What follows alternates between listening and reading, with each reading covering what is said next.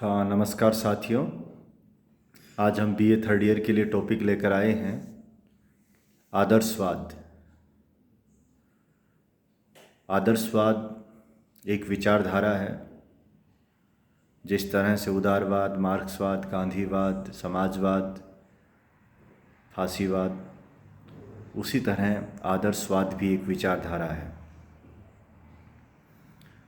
विचारधारा से अभिप्राय है कि विचारों का एक व्यवस्थित जो समुच्चय होता है वो विचारधारा कहलाता है। तो आदर्शवाद विचारधारा ये मानती है कि इस दुनिया में जो कुछ भी है वो विचार का परिणाम है। अर्थात विचार ज्यों ज्यों उन्नत होता गया है, आगे बढ़ता गया है, तो उसी के अनुरूप ये सृष्टि, ये जगत, ये दुनिया भी आगे बढ़ती गई है। भौतिक परिवर्तन वैचारिक परिवर्तन का परिणाम होता है। यानी कि समाज, राज्य या जो दूसरी संस्थाओं में जो परिवर्तन दिख रहे हैं, जो विकास दिख रहा है, वो पहले वैचारिक स्तर पर आया है। पहले विचार परिष्कृत हुआ है, फिर भौतिक जगत परिष्कृत या सुधरा है।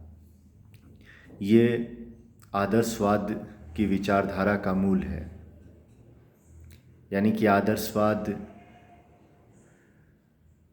वैचारिक जगत में, आध्यात्मिक जगत में निष्ठा रखता है और भौतिक जगत को आध्यात्मिक जगत का परिणाम मानता है। हीगल, कांट, प्लेटो, बर्कले आदि बड़े आदर्शवादी विचारक रहे हैं, जिन्होंने इस बुनियादी मान्यता के आधार पर जीवन के अलग अलग क्षेत्रों को परिभाषित किया है, उनके लक्ष्य तय किए हैं और ये बताया है कि उनका जो अंतिम उद्देश्य क्या है। क्योंकि हम राजनीति विज्ञान के विद्यार्थी हैं, तो हम आदर्शवाद के राजनीतिक पहलू पर चर्चा कर रहे हैं। तो आदर्शवाद ये मानता है कि राज्य और व्यक्ति के मध्य कोई विवाद नहीं है।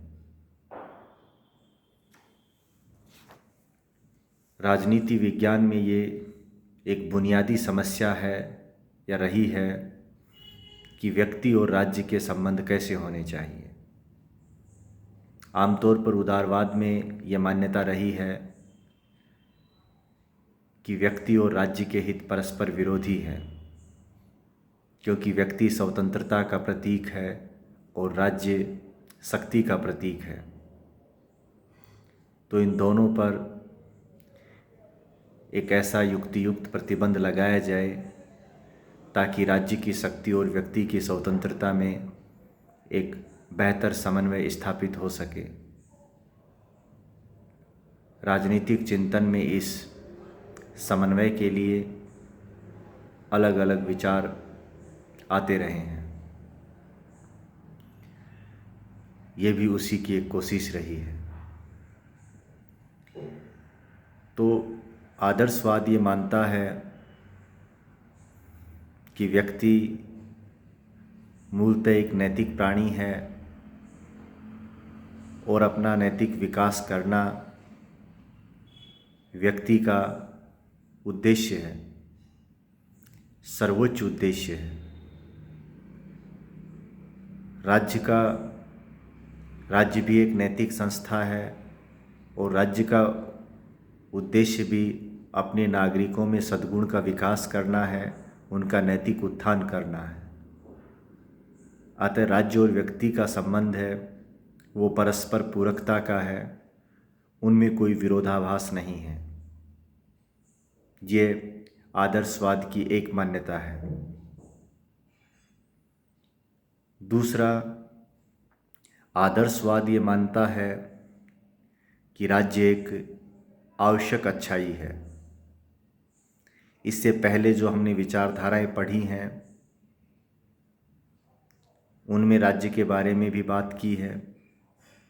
जैसे हमने उदारवाद में ये बताया कि उदारवाद राज्य को एक आवश्यक बुराई के रूप में स्वीकार करता है, यानी कि राज्य जरूरी तो है लेकिन वो बुराई है, और बुराई इस रूप में है क्योंकि उदारवाद व्यक्ति की स्वतंत्रता का पक्षधर है और वे मानता है कि राज्य व्यक्ति की स्वतंत्रता को कहीं ना कहीं प्रतिबंधित करता है, लेकिन उसका कोई विकल्प उदारवाद के पास नहीं है। अगर वो राज्य को समाप्त कर देता है तो फिर वो प्राकृतिक अवस्था में चला जाता है जहाँ व्यक्ति की स्वतंत्रता तो मिल जाती है, कोई कानून नहीं होता, कोई बंधन नहीं होता, लेकिन फिर वो जंगल राज आ जाता है जहाँ अगर भारतीय परंपरा में बात करें तो जो मत्स्य न्याय की स्थिति आ जाती है कि जो बलशाली व्यक्ति होगा वो सर्वाधिक स्वतंत्र होगा और जो निर्बल है वो उसकी स्वतंत्रता खतरे में आ जाएगी। तो इसलिए उदारवाद ने राज्य को एक आवश्यक बुराई के रूप में स्वीकार किया है, लेकिन आदर्शवाद ये मानता है कि राज्य आवश्यक तो है ही है, साथ में एक अच्छाई भी है।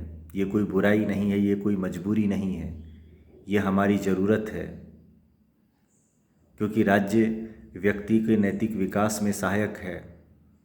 राज्य वो परिस्थितियाँ उपलब्ध कराता है जिसमें व्यक्ति अपना नैतिक विकास कर सके, सर्वांगीण विकास कर सके, अपना आध्यात्मिक उत्थान कर सके। राज्य व्यक्ति को राजनीतिक संस्थाओं के जरिए समाज सेवा का अवसर देता है।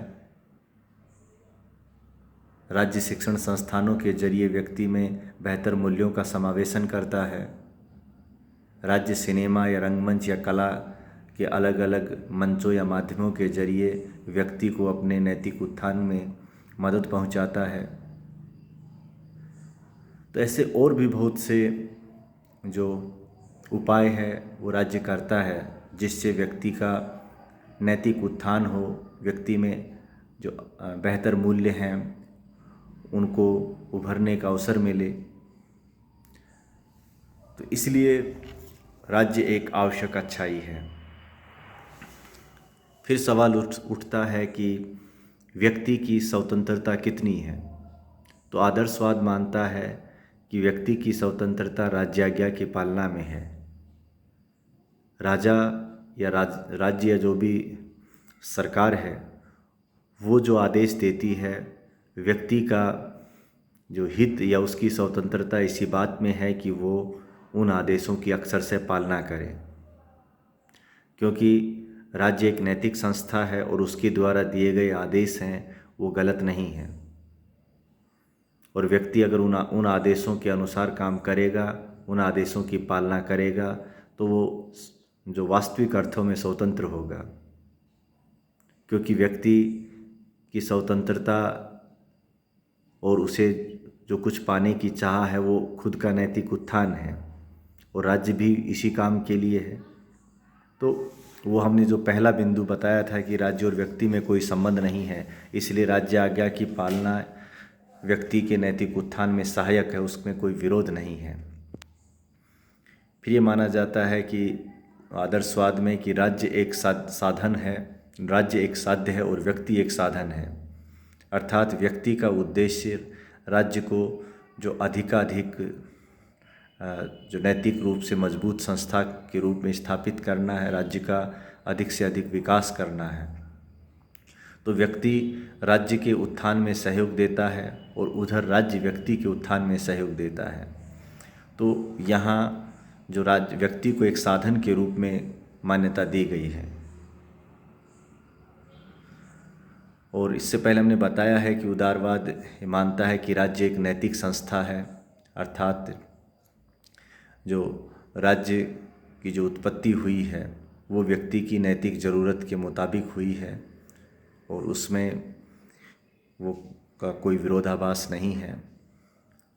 तो इसी वीडियो में तो इतना ही है। अगले वीडियो में हम इस विषय पर और अधिक स्पष्टता से बात करेंगे। धन्यवाद।